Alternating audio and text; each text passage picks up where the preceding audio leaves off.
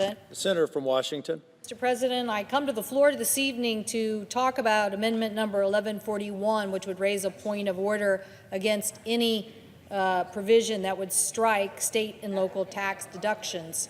As we talk tonight about how our country moves forward economically, and we talk about what are the best ways to have tax fairness in America, I guarantee you my constituents want to make sure they continue to be able to deduct on their sales tax, their mortgage deductions, and important policies that other states have for tax deductions. Now, the state of Washington has been a leader, and I would match our state as it relates to our tax code and efficiency with just about any other state. For a long time, Washington and Oregon have had the most unique tax codes in the United States of America, and yet our economies have grown faster than the national average every year since World War II. So we're doing something right. So the fact that we don't have an income tax in Washington state, and the fact that Washingtonians for many of our years have been able to deduct our sales tax from our federal tax obligations for income is something we're not interested in losing. What we're interested in and what is a fair debate about our tax code, an open process, and important discussion points of order if anybody tries to strip us from these very important tools. State and local tax deductions have been an important way in which our taxpayers make sure that they are treated fairly. For us in Washington, as I said, many of our citizens use these itemized deductions because of the fact that we don't have an income tax and we're able to deduct our sales tax from our federal tax obligations. In fact, 30% of Washington residents, taxpayers, 1.1 million, itemize their taxes and claim an average state and local tax deduction of $7,402. So this puts deductions back on an average of $600 back into the pockets of Washingtonians each year.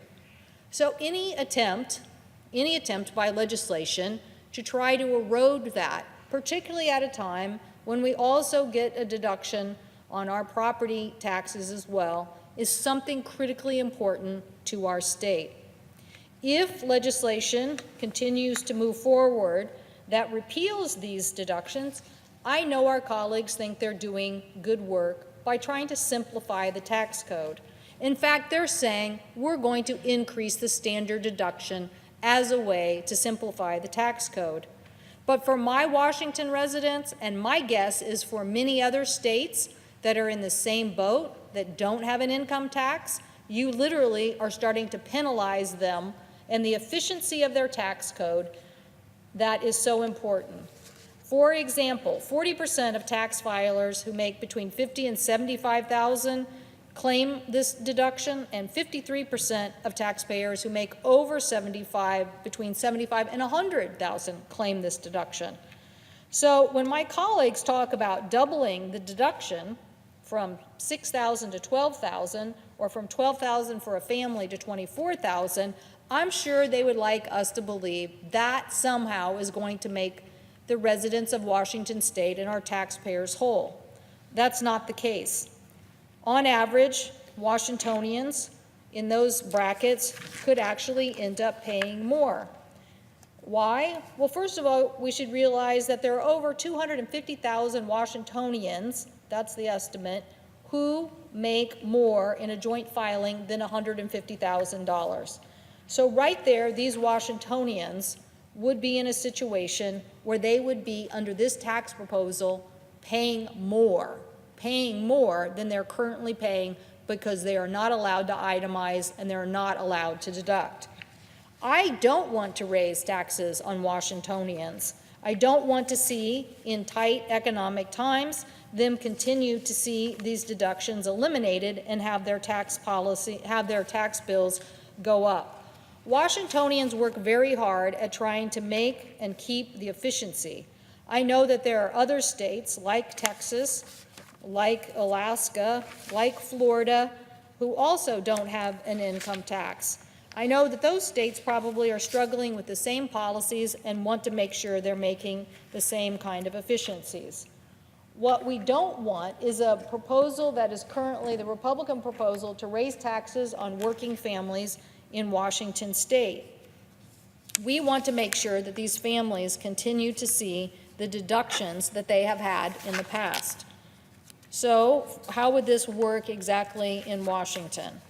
Well, one of the things that we're concerned about is the impact on the housing market.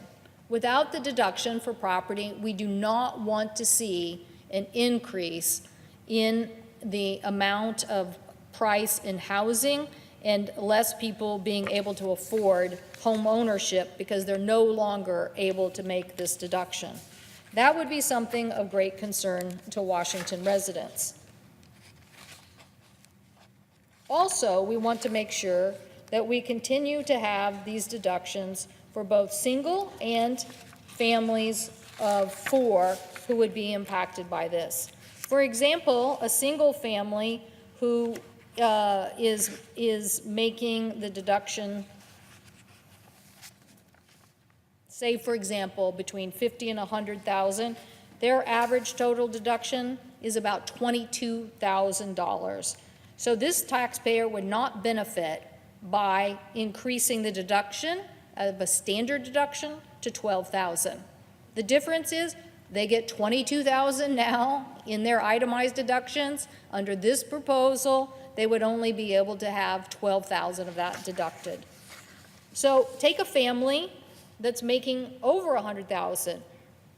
As I said, we have 250,000 filers in our state that make between $150,000 and $200,000. This income bracket, on average, claims a deduction of $30,000 from various state, local mortgage interest, charitable contributions, and medical expenses. But this family also would not benefit from increasing the standard deduction up to $24,000. As I said, they're already deducting about $30,000. So literally we are raising taxes on thousands and thousands, I would say probably hundreds of thousands of Washington residents.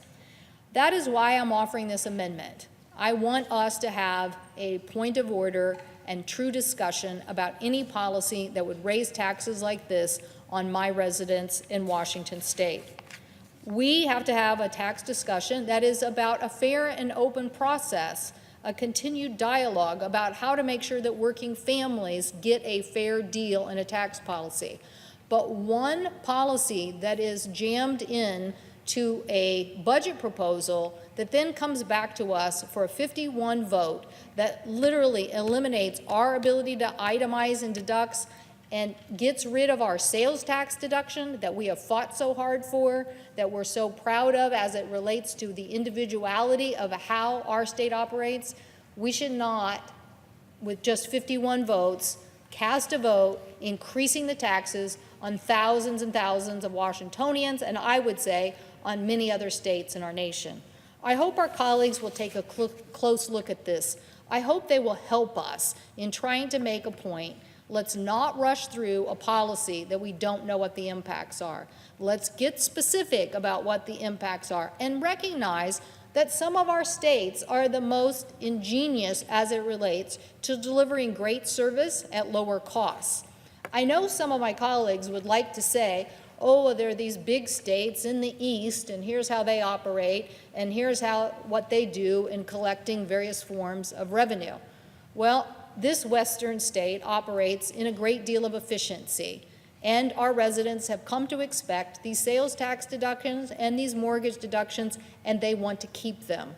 They do not want to hear that there is a sleight of hand at the 11th hour by not a broad debate, but a tactic that would jam them into a reconciliation bill because of instructions, and then thereby have these thousands of dollars of tax increases foisted on them.